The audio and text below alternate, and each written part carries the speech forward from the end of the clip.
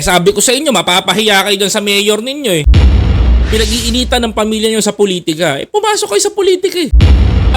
Kung suntukan lang, kaya mo, o di ayan, pinatulang ka. Pag itong si Baste, hindi sumipot sa Sunday, mga kababayan ko, ang tawag dyan, mapapahiya ang buong Davao, mga duwag. Kayo, sabi ko sa inyo, mapapahiya kayo dyan sa mayor ninyo eh. Mga kababayan ko eh. Kung si nga, mga kababayan ko, sa sobrang tapang, umuwi sa Pilipinas eh. Mga kapatid eh, kahit pinakulong sa Netherlands eh. Eto kayang anak niya, mga kababayan.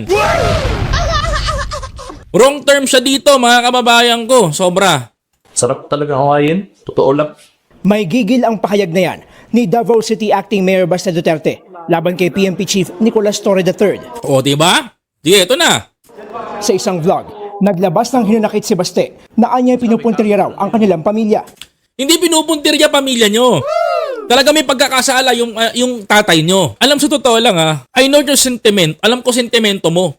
Nasasaktan ka kasi yung tatay mo nasa Netherlands. At sasabihin mo, bilang anak mo, i-blame mo yan sa mga tao na alam mo na pwede mong pagbalingan.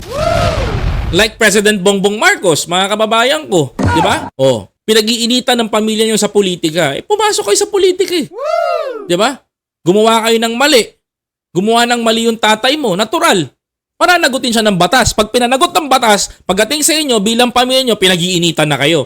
That is the common reaction ng isang pamilya kapag pinag-initan. For example, ilang beses na barangay ang anak mo. Ilang beses na barangay ang asawa mo. Sabi mo, pinag-iinitan ako ng barangay.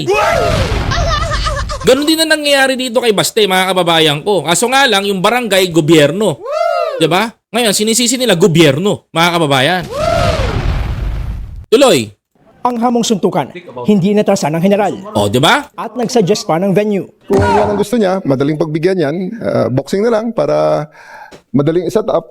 At gawin natin this coming Sunday, 9 o'clock. I'll be there in Araneta. Yan na. Araneta to set up a boxing ring. Hopefully, they will oblige. Kung wala naman, di maghanap tayo ng kung saan gym ang gusto niya.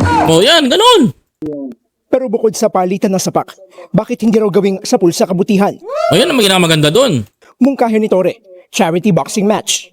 Marami ang nasalanta ngayon ng bagyo at baha. Maybe we can use this moment or this opportunity for to raise funds. Tolbran sa sundukan para maganda at para medyo marami-rami ang ma-raise natin. Correct. At nang tanungin kung kailangan pa bang mag-practice.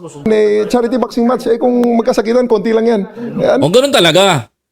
Lakasan lang ng loob yan. Sa akin naman, pareho lang naman kami siguro walang practice or baka kung nag-practice siya, okay lang din. Let's see.